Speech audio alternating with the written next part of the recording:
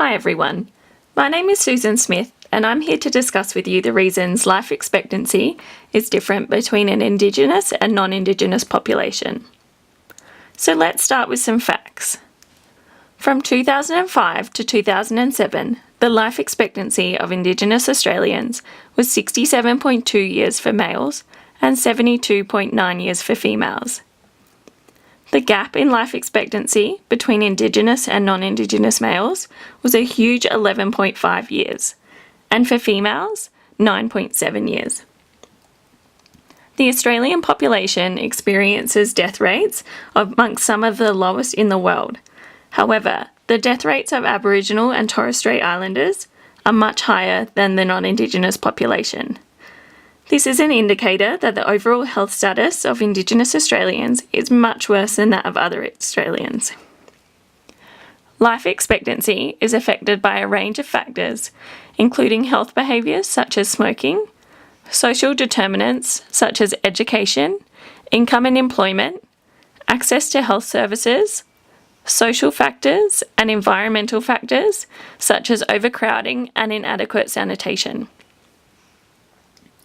Indigenous Australians fare worse in health issues.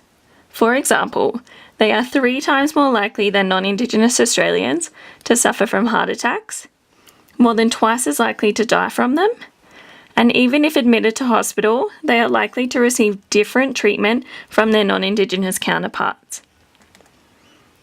The health inequalities of Indigenous Australians are the consequences of poorer socio-economic status, long-standing marginalisation from mainstream society and healthcare, and in many instances, geographical location and isolation.